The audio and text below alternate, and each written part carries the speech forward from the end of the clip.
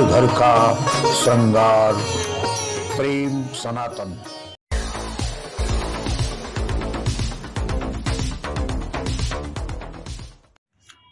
एक मंदिर के कायाकल्प की विचित्र गाथा। कंधे पर बैठकर आए थे महादेव, लेकिन जीर्ण शीर्ण हुआ जब स्थान तो महादेव ने खुद अपना निमित्त बनाया और किया कायाकल्प। एक अद्भुत कथा, एक अद्भुत घटना, महादेव के एक पावन स्थान की एक विलक्षण घटना। कैसे किया महादेव ने अपना कायाकल्प। नर्मदेश्वर महादेव के पावन स्थान की एक अद्भुत और अलौकिक घटना। देखिए कैसे किया महादेव ने अपने स्थान का कायाकल्प। शंकर जगत बंधु जगदीशा, सुर नर मुनि सब नावत सीता।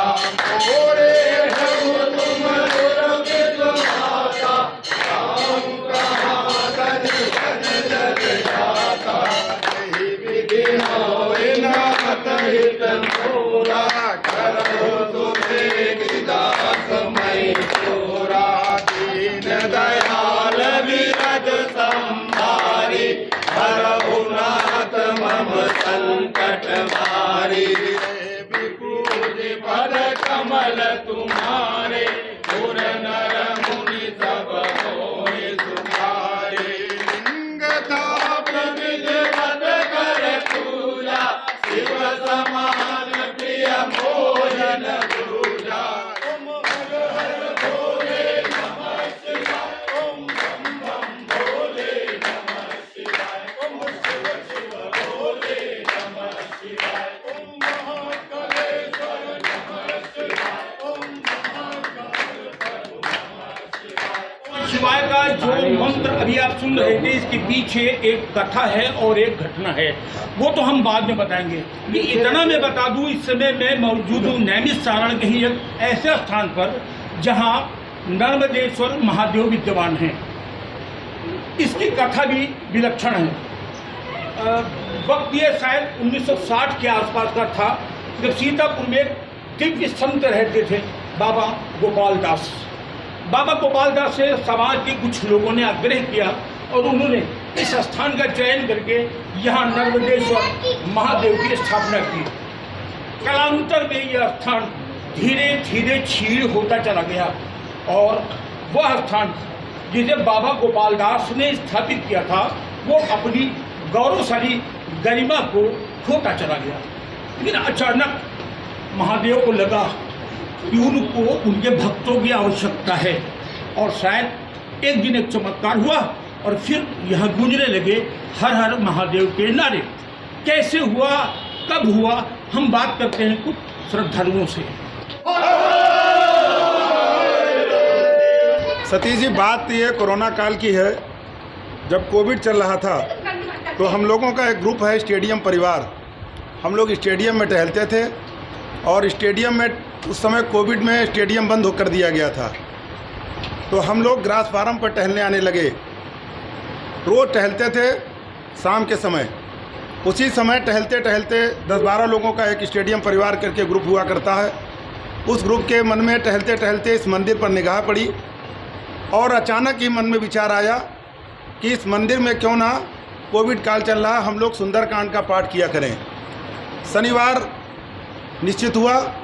जब शनिवार आया तो यहाँ पर सुंदरकांड का पाठ शुरू होने लगा। सभी के सहयोग से सुंदरकांड हुआ। धीरे धीरे एक माह बीता और इस मंदिर में सुंदरकांड, बारिश हो गई। बारिश हो रही थी तो सुंदरकांड हम लोग कर रहे थे और ऊपर मंदिर की छत से पानी टपक रहा था। सुंदरकांड का समापन हुआ। सभी श्रद्धालुओं के, जितने भी सब लोग सुंदरकांड में थे, सभी के मन में विचार आया कि क्यों ना इस मंदिर की छत ठीक कराई जाए। हम सभी लोगों ने, जो भी उस समय सुंदरकांड में जुड़े थे और स्टेडियम परिवार के लोगों ने, अपने पास से धन एकत्र करके, अपने घर से पैसा दे करके इस मंदिर की छत में लगभग 40-45 हज़ार रुपया खर्चा हुआ। उस मंदिर की छत को ठीक कराया गया। सुंदरकांड का पाठ आगे बढ़ा। उसके बाद में धीरे धीरे बाबा भोलेनाथ ने प्रेरणा सभी भक्तों को दी कि क्यों ना ये मंदिर जीर्ण शीर्ण है और इस मंदिर का पूरा जीर्णोद्धार कराया जाए, प्लास्टर कराया जाए। धीरे धीरे हम लोगों ने पैसा मिलाया, फिर और खर्चा बढ़ा, विचार बढ़ा कि समाज का क्यों ना सहयोग लिया जाए। तो समाज के बहुत से ऐसे दानी हैं जिन्होंने इस मंदिर में इसके जीर्णोद्धार करने में अपना तन मन धन दिया।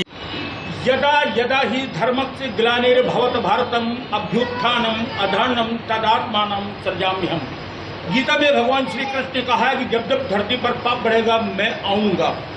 और उसी क्षण जब अर्जुन ने गांडीव उठाने से मना कर दिया था, तब कृष्ण ने कहा था, हे पार्थ अर्जुन तुम निमित्त मात्र हो, मैं जब चाहूँगा जिसका चाहूँगा उसे मैं माध्यम बना सकता हूँ। और अर्जुन को माध्यम बनाकर कृष्ण ने महाभारत युद्ध जीता था।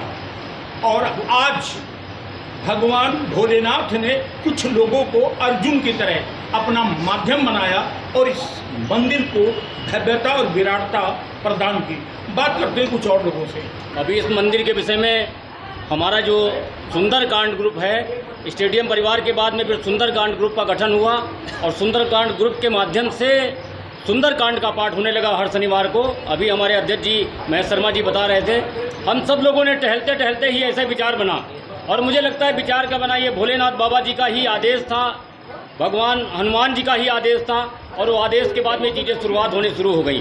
तो मुझे लगता है कि सुंदरकांड ग्रुप में और स्टेडियम परिवार में जितने लोग भी हैं, कोई ऐसा व्यक्ति नहीं है जो हर एक व्यक्ति से बढ़ कर के है और सभी ने अपना प्रयास किया कि कैसे मंदिर में सुचारू रूप से पूजन हो, सुचारू रूप से आरती हो। और मुझे लगता है कि यहाँ जितने लोग भी हैं, ये लोग अगर सीतापुर में हैं तो बिना मंदिर में आए इनका मन ही नहीं लगता। मुझे अपने आप को भी ये लगता है कि अगर मैं सीतापुर में हूँ तो बिना भोलेनाथ के दर्शन के सिवाय कुछ नहीं लगता, सब कुछ खोया खोया सा है। और इसी प्रकार ये सब चलता रहे। हम सभी भक्तों से भी आग्रह करते हैं कि सभी के आशीर्वाद रहे और प्रभु का भी आशीर्वाद रहे कि ये सुंदरकांड ग्रुप निरंतर बढ़ता रहे। तो और भी हमारे सीतापुर में कई ऐसे स्थान हैं, आगे प्रभु कुछ आशीर्वाद ऐसा दे कि हम लोग और स्थानों पे भी जा करके ऐसा प्रयास कर सकें।